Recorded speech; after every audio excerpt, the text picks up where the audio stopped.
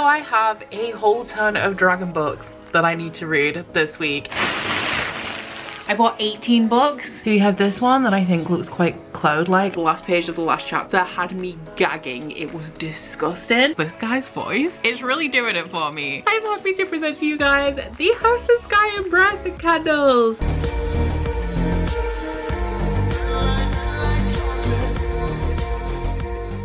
Good morning, happy Monday. I am kicking off this week with making my House of Sky and Breath candle prototype. So I have my samples here. I'm making 5 in total, but I've struggled with House of Sky and Breath a little bit. I'm not as inspired as I was with House of Earth and Blood. So I've narrowed most of them down. Like I have one that I think is gonna be the one that makes it to the actual candle that goes on sale for 3 or 4 out of the 5 candles, and then one I'm just really stuck on. So I'm gonna make a whole bunch of candles and we'll see what works. I don't know. I also, for most of them, like 4 of them are gonna be quite easy in terms of design, and one of them I'm trying something a little bit new. But yeah, let's get cracking.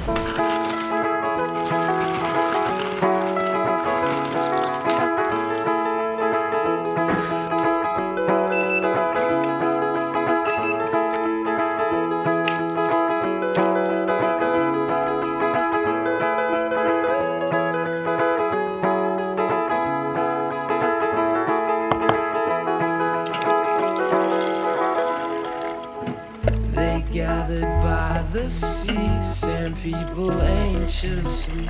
Not once did speak to me. When tides came, did not flee.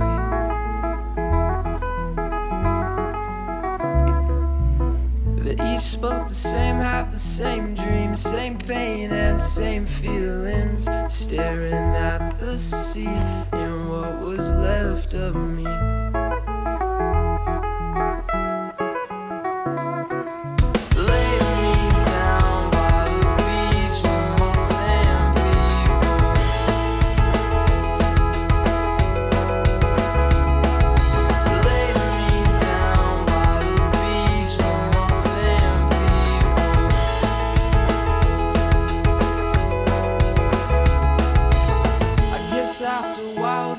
Found out, they tried to shout, but when in doubt, the facade of the sea staring back at me.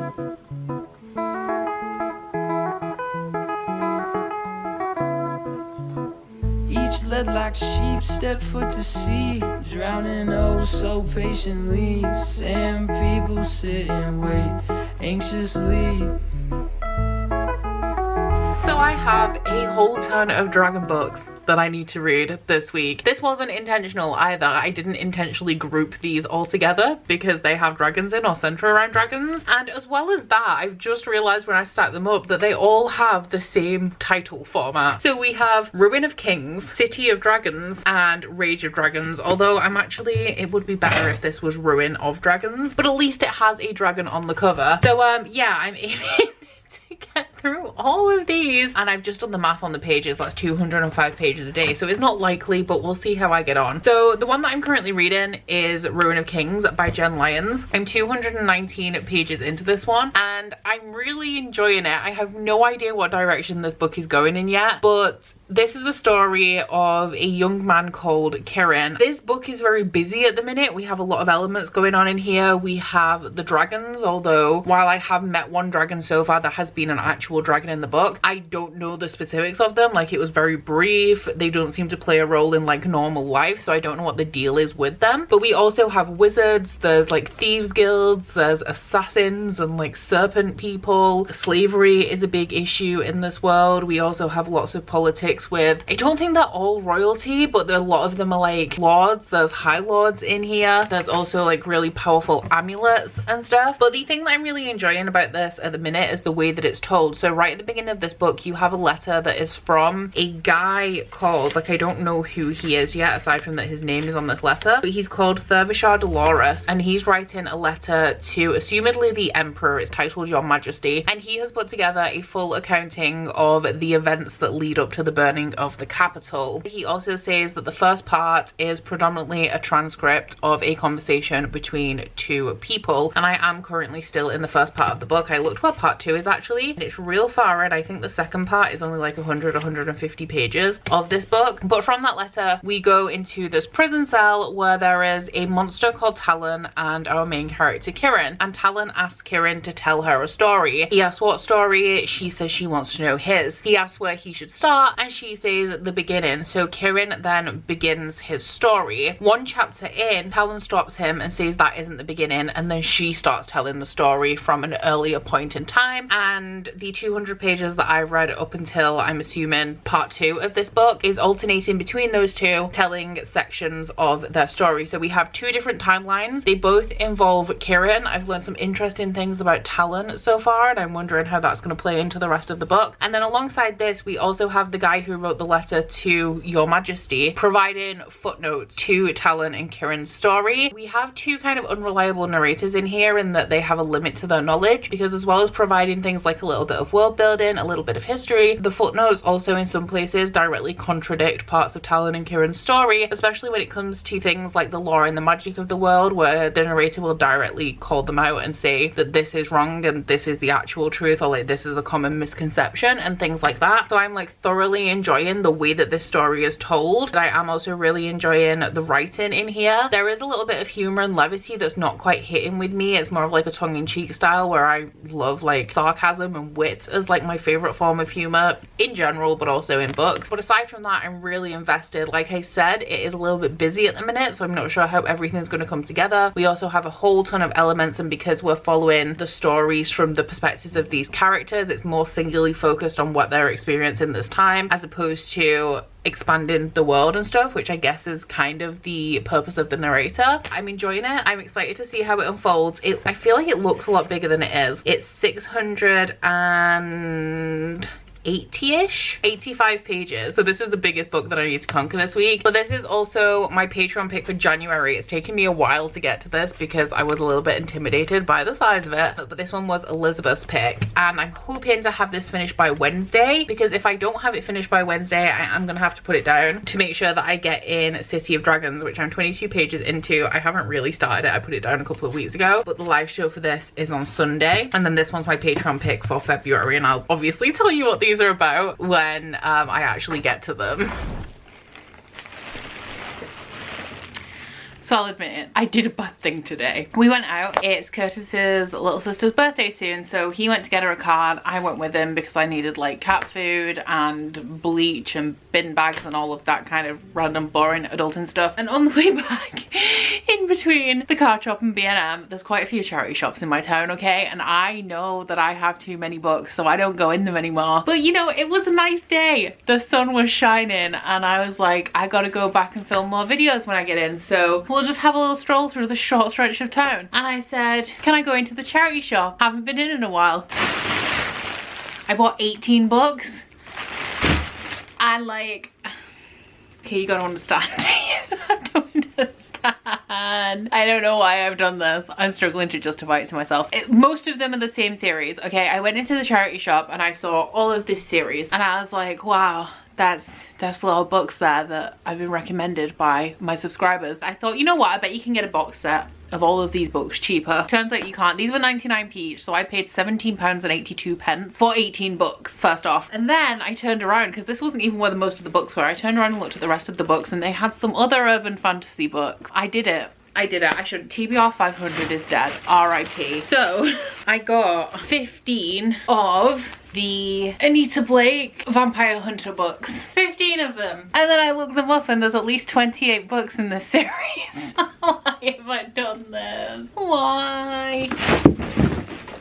Goodbye. These have been recommended to me because I was dipping my toes into urban fantasy after reading Crescent City in 2020. And I'd seen these books around, but I was still torn on whether I liked urban fantasy. So I thought this was the perfect opportunity. And they had, I think I'm missing one of them from the first like 15. Number 13 is missing. I'm actually going to go back to the same shop in a couple of days because the shelves were full, and now that I've taken all of these, they might put more out. But I have 1 to 12. Number 14, this is 19, this one's 17, and then the other 3 books that I picked up. Weird, because they had books 2 to 4 and I already have book 1, but I picked up 3 books in the Guild Hunters series by Nalini Singh, who I've heard great things about. The first book is Archangel's Kiss? Archangel's Blood? Angel's Blood. I got Angel's Blood because these have been recommended to me once again because I like Crescent City, and since picking up that first book I found out that Nalini Singh is one of Sarah J Maas's favourite authors, so I mean chances are I'll enjoy her books as well. Generally just heard good things about Nalini Singh, although for me specifically I've heard good things about the Side Changeling series. I got a whole ton of books. I got 18 new books today, and my book of the month rep parcel arrived, so I got more than that. Everything's fine. It's all fine. It's okay. It's not okay, but we'll be fine. I don't know when I'm going to read these, but I filmed a whole bunch of videos today, and I think, yeah, the next video that I need to film, which I think I'm going to film later in this week, is going to be where I go through all of the series, where I have all of the books and ask which ones you guys want me to binge for vlogs. So my buns are very uneven, but I think I'll include these series. And if something like this wins, I don't know whether to do like a Gavin style, I read this entire series in a month, I think I might die though, or whether I should split it up and do like vlogs where I read 5 books and then kind of split them up. I don't know, but that's what I've done today. That was the reckless decision that I made today. So I haven't finished Ruin of Kings yet. I'm still really enjoying it though. I'm 514 pages into it, so I have 180 pages left of it. I really like this, but it's really confusing because you have people like switching bodies and also like reincarnations, and then like children of people, but also wives of people, and then there's like gods and god kings and something else as well. I think there's 8 of everything essentially. I'm just real confused about the specifics of like the mythology and the politics and everything that's like going on and the timeline and stuff in it, but I'm really enjoying it. But I couldn't tell you, like I couldn't explain the story, like I couldn't do a non-spoiler recap where I tell you specifically how everyone is connected, because I don't have a clue. I cannot lie. But as I said, if I haven't finished that by Wednesday, I would have to put it down. I've actually been switching between 2 books over the last couple of days, so I have picked up City of Dragons again. The live show for this is on Sunday, which is why I need to read it. So this series is about a community that said they'd look after a group of really young dragons. As the dragons are getting older, they're getting more boisterous and destructive, so the community essentially wants rid of them, and the dragons themselves are feeling confined to this location and they don't really want to be there anymore. So the community assigns a group of people who are essentially like the misfits of society, the people they don't really want there, and the people who themselves feel like they have no family or ties to this community, to escort the dragons to somewhere else. This is the shortest book in the realm of the Eldlings, which I'm really appreciating right now with all of the chunky books. Like I haven't even started Rage of Dragons yet. I'm 108 pages into this one, and we've had the reintroduction of some of the characters from the live ship traders in here in ways that I'm not happy about, I have to say, but I'm interested to see how that develops, because obviously this is the 3rd book in the series and we have had some characters from the live ship traders in those first 2 books, but they're having a little bit more of a central focus in this one. There's still a lot going on because this one is like multi-perspective, and we do have perspectives of dragons in here, so it's not centrally focused on the live ship traders characters and that like this book is about them, but they now actually have a perspective, even if it's not the predominant like focus of the book. So I'm really enjoying that element of it, and it's like the first 2 books in this series were 2 parts of the same thing, and this is like moved the story on a little bit, so I'm intrigued to see how it develops. The chapters in here are so long which contributes to me reading it a little bit slower. Like I'm gonna aim to get to page 200 tonight, and the next chapter break after page 200 is page 215, and that's only 4 chapters between 108 and 215. So I am still going to read both of them side by side, but I'm going to swap my priorities. So at the minute this one has been my priority, and this one has been the one that I'm just like reading 20-30 pages a day of, and now I need to switch them. So I'm going to be prioritizing this and reading like 20-30 pages of this. So annoying as well, because I reckon I could finish this tonight if I was exclusively reading that, but I need to read this before the live show, and I don't want to have to sit and read like 200 pages on Saturday, and I really hate trying to get through a book the day of the live show because the panic makes me not focus. Like I'm not good under pressure in that regard. But yeah, enjoying both of the things that I'm reading at the minute, so far so good.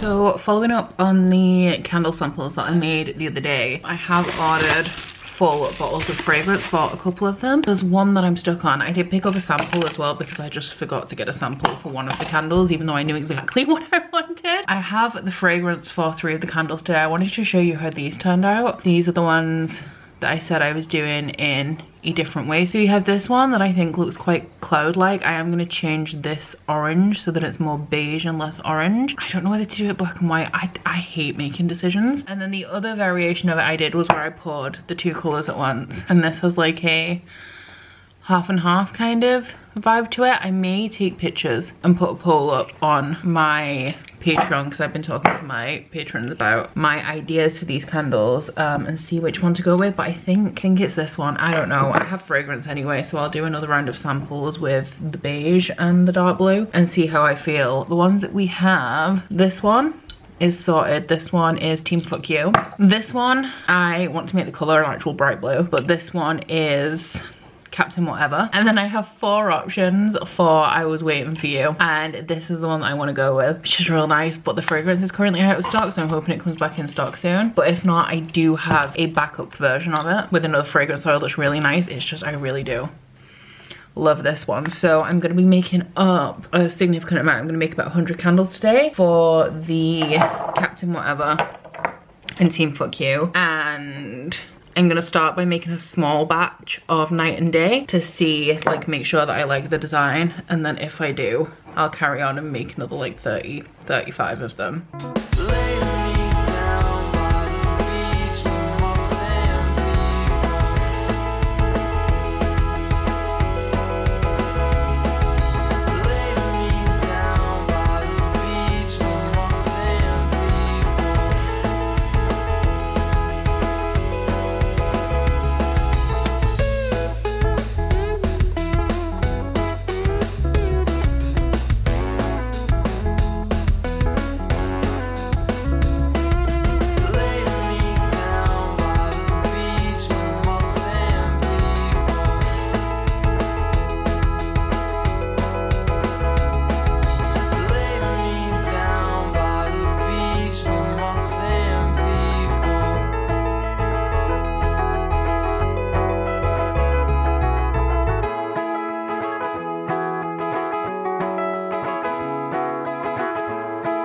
So I am admittedly not looking my best right now. Also, how weird do I look without a fringe? Like, when was the last time any of us saw my eyebrows? But I've had a real productive day today. I feel real good about it, and I finished it all off by working out, and I've just got out of the shower. So like, I was gonna straighten my hair today, but I'm just gonna stay in my pajamas for the rest of the night, so I just couldn't be bothered. But earlier this afternoon I did finish City of Dragons by Robin Hobb. I actually read through this quite quickly. I feel like it only feels that way though, because this is a much shorter book than a typical Robin Hobb book. I did really enjoy this one. I gave it 4 stars, but it very much feels like a bridge book in the series. It's very slow paced throughout the beginning, and all of the chapters are like 25 pages, so there's only like 15 chapters throughout this entire book. The beginning is very slow. We also have, as I mentioned, perspectives from characters that we haven't seen for a while. So when you think about it like that, we have all of these perspectives, and time is passing as well throughout this book. There's not a whole ton going on with like individual parties and locations, because we're skipping through all these different perspectives and people in different places and stuff. Some of it I didn't like, but not in terms of like the book is bad, more in that I'm not happy about this turn of events. But I very much feel like this book was setting up the last book in the series, and I understand why. Like, this series had publishing issues, and I thought that it was supposed to be a trilogy, but I have heard that it was supposed to be a duology, and I really do get that, because this like just feels like setup to something else, and then the end isn't really climactic. It's like putting all of the pieces in place for multiple confrontations on multiple different levels, but no single confrontation actually comes to fruition in this book. The characters in this series, I do enjoy them, but I think some of the main character perspectives I dislike more than I have in Robin Hobb's previous series. So there are some really unlikable characters throughout the realm of the Eldlings, but you kind of warm to them in different ways. Or like, there was one character that was really unlikable in the Live Ship Traders that I respected, even though I didn't like her because of her audacity. Whereas in this, there's some characters that just make me roll my eyes and I really can't get behind. It's Thymara. I really liked Thymara in the first book, but now I just think she's negative Nancy, and it doesn't matter. Like, I understand why she's so negative in some of the scenarios, but a lot of the time it seems like no matter what anybody says to her, no matter what people are trying to do for her in some instances, no matter what they want her to do, she automatically is like, no, I absolutely cannot do that. I don't want to do that. I have other things to do and I will not be doing this thing, which is getting on my nerves a little bit. There was also quite a few grim things that happened in here. We have some content warnings as well for this book, as always. There's a disability rep within this series, but it does portray a variety of opinions and viewpoints on certain disabilities in this world, so not all of them are positive. So content warnings for ableism. There's also strong themes of slavery in here, also content warnings for miscarriage and torture and mutilation. So not like the last, was it the last page? It was the last page before the epilogue, so the last page of the last chapter had me gagging. It was disgusting, and I'm not enjoying those elements of it, I can't lie. But the live show for this is tomorrow, so I'm excited to discuss it with everyone else. And this one was actually a gift from Catherine, so thank you very much, Catherine, for gifting this one to me. And now that this is done, I'm going to return to Ruin of Kings, which the other day I did tell you guys that I would be flip-flopping between the two, just prioritizing City of Dragons. I don't think I've picked this up since. I still have like 180 pages left of it, which oh actually no I don't. I've got 170 pages, so not really much of a big difference there. I'm hoping that I can get this one finished today as well, and I am going to be doing dice sprints on my own, just chilling on my bill. So my main priority is going to try to finish this one. If I do roll a double, I think I'm going to start Rage of Dragons, and I'm really excited. I'm enjoying everything that I'm reading this week, so fingers crossed I enjoy Rage of Dragons as well. And even though some of these books, because they're chunky, will be taking me quite a while, it doesn't feel like it because I'm having a good time.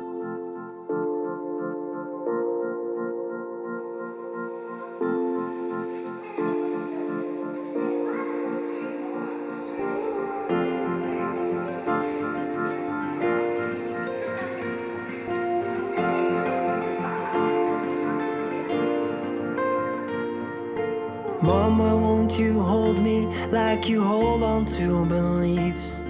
Like the world is against you and I'm the only one you need.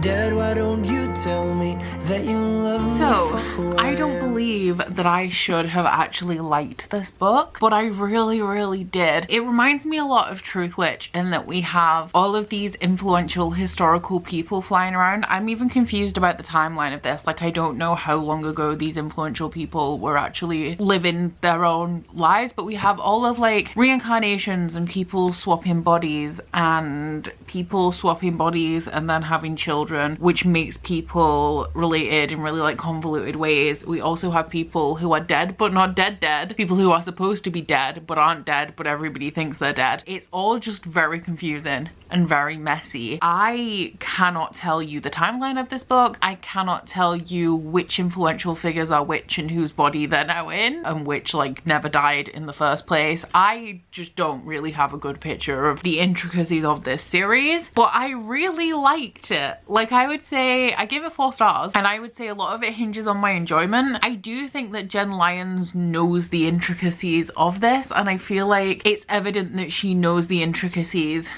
in how many characters we have flying around with really confusing aspects. And I feel like if I read this about 3 or 4 times, I would have a better picture of what's going on. But upon first read, I'm just confused. The writing of this does have a little bit of a levity to it, as I've mentioned, but we do deal with some difficult topics in here as well. So content warnings for rape. There's also big themes of slavery, forced prostitution, torture and mutilation, and all of that grim stuff. It's an interesting pairing, one that I don't normally like, where we have some humor just in the writing style, so nothing feels all that dark and serious. We don't have like a lot of the books that I read, think like Red Rising, we have main characters that sit and brood in the dark for hours about all of the horrors that they've witnessed and faced. We don't really have much of that in here, but it's paired with lots of elements of like slavery and torture and all of that kind of stuff. I do think that it's really immersive as well. I visualize things when I read, which I've mentioned before, and often when I remember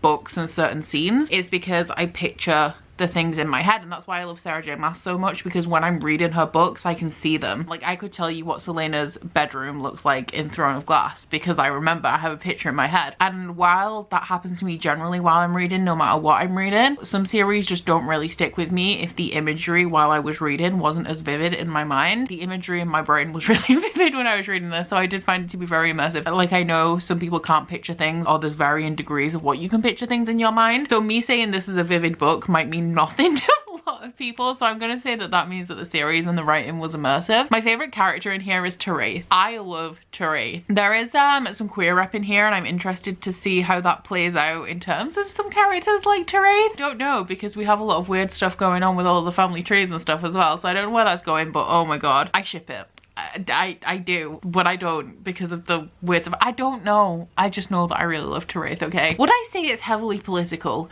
There are a lot of politics in here, but I would actually say it's more like heavily historical, in that a lot of it ties back to these gods, the god kings and the dragons, and all of that, I'm assuming, ancient stuff, as opposed to like politics between kingdoms, although there is some politics between kingdoms, and also a lot of the plot relates back to something that's historical. And like I said, I'm not clear on the timeline of this book, but something more recently historical happening in like the last 50 years, as opposed to what I'm assuming with the gods and the god kings is like hundreds, maybe thousands of years ago. I really do want to read the sequel now, which is it The Name of All Things book 2. I don't know how big that one is. I don't have it anyway, and I'm trying, one, not to buy books, even though I did an 18 book haul this week. We don't talk about that. And also I'm trying to prioritize books that I have. It's really annoying because I've said to you guys before how I used to collect all the books in a series if I found them secondhand, but then I was running out of space, so I started collecting the first books in series to then collect the rest after I've read the first book. But now it's really frustrating when, like, at the minute I don't really want to be buying books when I have so many, but I want specific books, and what that leads to is me just starting a bunch of series and then never continuing because I don't have the sequels and I don't want to buy books. Am I going anywhere anytime soon? I'm going to Leeds in a couple of weeks, so maybe I would treat myself to picking it up. I definitely can't read it this month anyway. Like, this month's TBR is rammed. I have like 11 books on it and I'm worried about getting to them all. 589 pages, so, but then we know that this isn't accurate because it told me that this was about 500 pages and it was actually 685. But that one is done, and this one was a Patreon pick from Elizabeth from January. Thank you so much, Elizabeth. I really enjoyed it. So now, I did want this vlog to be wrapped up within a week, but it's not gonna be because I am going to be moving on to Rage of Dragons by Evan Winters. This is another adult high fantasy. How is my brain still intact? But I spoke to Aaron from Books and Busy last night, asked her how dense this was because I was thinking maybe I was going to push it back to the end of the month if it was going to take me a while to get through. Aaron said she read it in an evening, which means that I could probably read it in about 5 days because Aaron reads ridiculously quickly. But Aaron did also recommend the audiobook of this to me, which is only 16 hours on single speed. I listened to a sample of it on Audible, and I'm just going to play the sample for you because this guy's voice is really doing it for me. The moment had arrived. She wished she had the courage to face him for it. I'm excited. Don't always do well with audiobooks and epic fantasy, but I'll give it a go and see what happens. But this one, I believe, is about a guy called Tao, and he has a revenge mission. That's the bulk of the plot of at least this first book, and it is set in a world where 1 in every 100 men has the ability to like harness the strength of a dragon, so I'm assuming like strength and speed, and 1 in every 1,000 women has the ability to call down dragons. I think it's a martial fantasy as well, so I'm excited to give it a go. I've heard nothing but good things, but I'm going to add my rose to my blanket for Ruin of Kings, and I brought this through just so I can show you guys, because when I started this I was like, oh yeah, I'll show it at the beginning of every wrap up and keep forgetting. This is what the blanket currently looks like. I have added a row for City of Dragons, so this is January, February, and then 1 row of March, and I will show you the other side as well because I'm doing single rows per book. We are getting these lines. If I was doing double rows, you wouldn't have these thin lines running through it, so I don't know which way is going to be the right side and which way is going to be the wrong side yet. So this is how it's looking. I think it's actually looking real good. So I'm really quite proud of myself because I am beasting through Rage of Dragons. I'm just short of 300 pages into it, so I'm just over the halfway point. I'm on page 297 and I'm just about to start chapter 8, which I'm hoping to read before I go to sleep. I really like how this book is sectioned actually, because it has very small sections that make up a larger chapter. So the chapters are between like 30 and 50 pages, but each section within the chapter I don't think I've encountered one that's more than 10 pages yet. So it's making for a really fast-paced read, and it means that I can read like a chapter in a sitting, but it has like little breaks in between, so it feels like the pace is moving faster, if that makes sense. But this is an adult epic fantasy, and we're following this guy called Tao, who is part of the common caste. So we have a caste system in here, but we also have like this ongoing endless war between the chosen people, which is Tao's people, and people who are called, is it the Hedini? I should know, I've been listening to the audiobook. I think they pronounce it like Hedini maybe, but it's people who have no faith in the goddess. So the chosen are the chosen of the goddess. They have the powers to harness the strength of a dragon, or some of the women have the ability to call down dragons, and there's an endless war going between these two people. So the chosen have different types of military. They have women who have these magical abilities, and they have men who are like your super warriors, and then in the lower caste they have a sector of the military, and then they also have people that they essentially just throw into the front lines and they're just fodder for the fighting. And if you don't want to be in the army in this world, if you choose not to be in them, you become a drudge, which is essentially like a menial laborer, I guess. And we're following Tao, who I'm not sure how old he is. I'm assuming he's in his like mid to late teens. I want to say he's about 18, but he's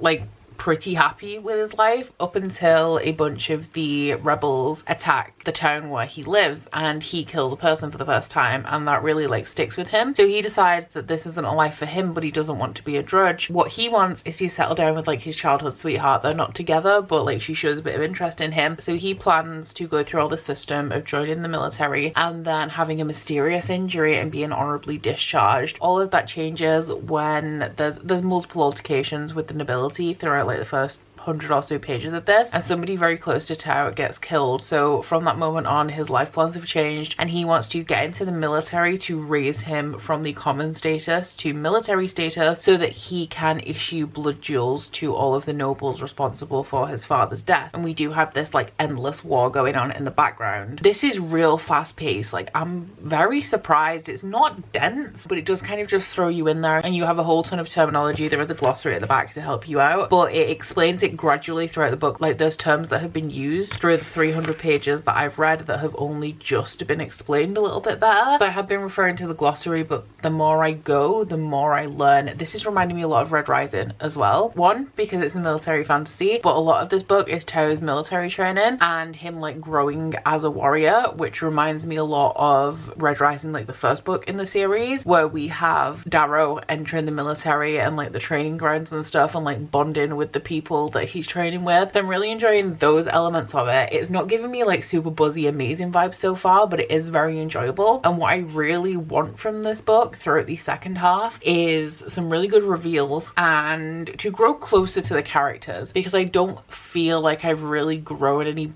bonds with anyone yet, aside from maybe a couple of the people that are like Tao's sword brothers. But it's real fast paced, it's full of action, I'm having a really good time. The audiobook narrator is great, really enjoying the process of listening to the audio whilst reading along to this, and so far so good. So I'm gonna go read at least chapter 8 before I go to sleep, and at the rate that I'm going, I could be done with this tomorrow, which is really surprising. Good morning.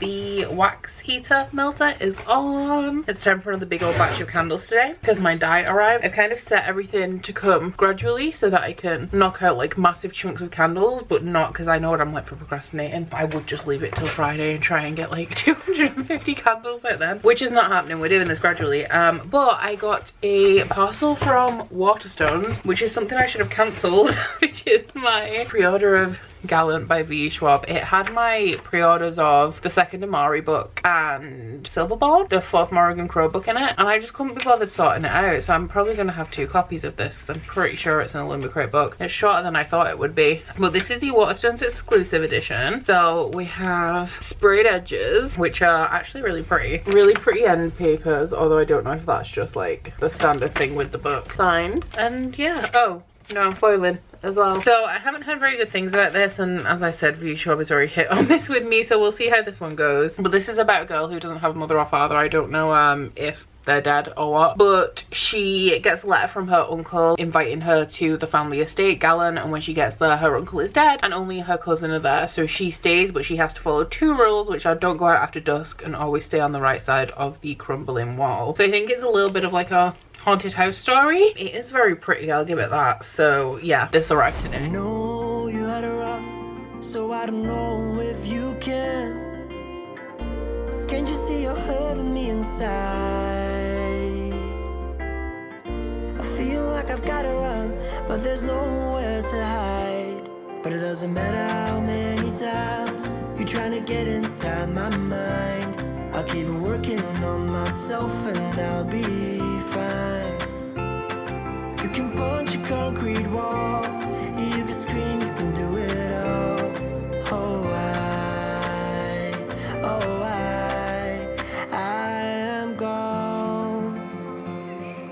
I'm done with being more than I possibly can. You couldn't raise a little boy. So after what feels like around 9 million years of procrastinating, prototyping and dithering over decisions, I'm happy to present to you guys the House of Sky and Breath candles. There are 5 candles in total because I've taken such a long time with this set and the launch. This vlog for once is actually going up before the launch, so if you want these, they're going on sale the day after this vlog goes up, which is Friday the 11th, I think, of March at 7 p.m. GMT. All of the links are in the description.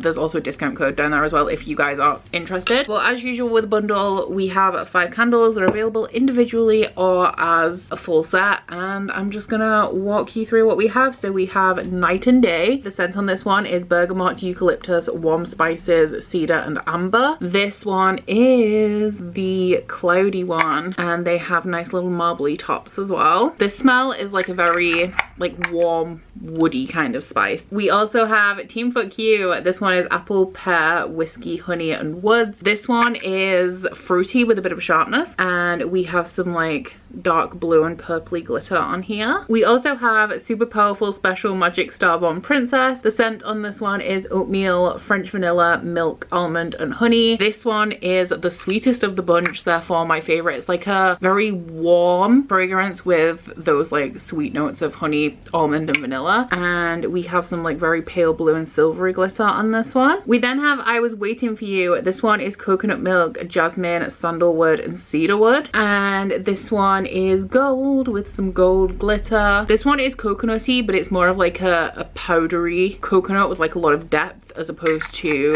a sweet coconut. And the final one is Captain Whatever. The fragrance on this one is sea air, vetiver, driftwood and sea salt, and as you can imagine, this one is a very fresh, a very clean scent. Think of just like being outside inhaling air, so that makes it sound like it doesn't smell of anything. It does, but it's like a super crisp, clean fragrance. So yeah, I'm real happy with these. I've been trialing doing bi-weekly restocks, which means that I should have done one last week, but because I wanted to do this launch and because everything seems to sell out really quickly, I'm trying to do less frequent restocks and launches but with a lot more stock so that everyone's getting what they're trying to get during the restock, and this is the first time I've done it, so we'll see how it goes. But I just wanted to show you those because periodically throughout this vlog I've been updating you on how the launch process is going, so I thought before I wrapped it up I needed to show you guys the full collection. I haven't braided my hair down for the longest time, and I feel like I'm very much serving Emma Watson circa 2001 vibes. I'm not sure how I feel about it. I used to do this when my hair was really long because it was the only way I could really style it with it being so long and thick.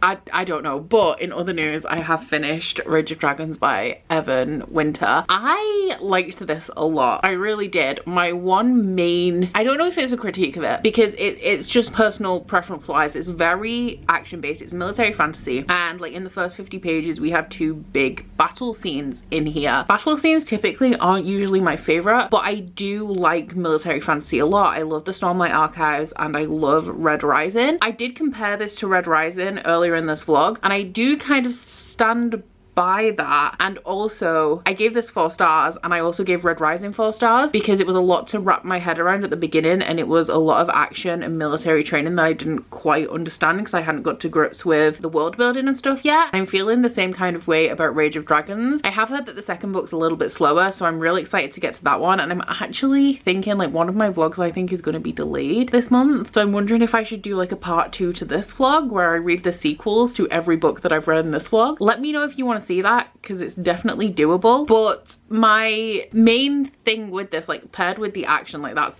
fine in certain instances. Like Stormlight Archive's really slow, which is probably why I like it, because it has a whole ton of other stuff outside of the military stuff. My other thing with this is that I didn't feel super connected to the characters. I love Udwak. Like Udwak is my favorite character in here. I don't know why as well. It's probably because he's like a man of little words, but you can tell that he has the back of the people around him. He feels like one of those people that you can like really depend on, even though he's not super chatty or like forthcoming with any real emotion. So he is by far my favorite character. I definitely understand why people think that Tao is ruthless. Literally, I guessed a couple of the things that would develop later in this book because I knew based on Tao's character that if he was given a warning and told not to do something for a valid reason, that he would decide it was the best thing to do and go ahead anyway, regardless of the danger. And that is a recurring theme throughout this book with him. He is very tunnel visioned on his revenge plot and nothing will get in the way of it. It doesn't matter if he's running into a situation where he's guaranteed to be slaughtered in about 3 seconds. He somehow thinks that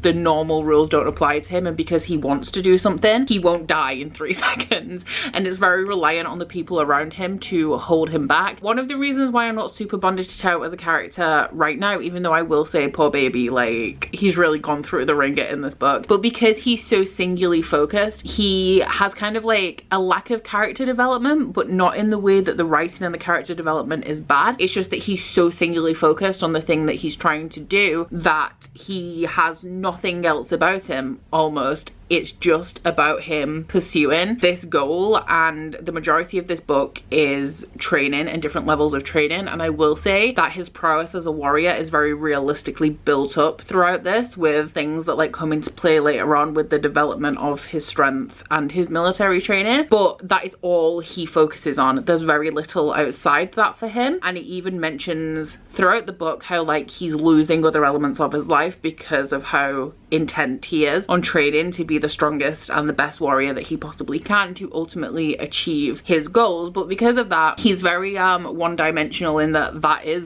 all of his personality, so he's lacking like the fleshing out of a real person, I guess. The last line of this I loved. Like the last, I think, about 2 sentences were so good, and I did see some like more not super dramatic plot twists, but evidence that this series is plotted in a way that has potential for some like really epic scenes coming later down the line. And also I really liked the expansion of the world and the plot that we started to get at the end, and I'm really excited to see how that continues in the later books in this series. I haven't looked into this series properly because obviously I've only just started it, and I only tend to like start researching stuff about authors, series, etc. when I've actually started them. But let me know if there is any rumored release date for the 3rd book in this series. I know it's going to be 4 overall, but when I went onto Goodreads there wasn't a release date for the 3rd book. It has a title, but that's about it. But that brings us to the end of this reading vlog. I'm feeling real accomplished. It is the morning of the 9th of March when I'm filming this, and I'm 3 books down, all 3 of them adult fantasy and 2 of them real chunky. But next week is going to be a major vibe check because I'm going to be reading exclusively contemporary romance, which pretty much is just my reading taste flip-flopping between adult epic fantasy and romance. But please stay tuned if you are at all interested in that. But I do hope you enjoyed this vlog if you made it this far. If you have, please don't forget to like if you liked it and subscribe if you wanna, and I'll see you guys next week. Bye!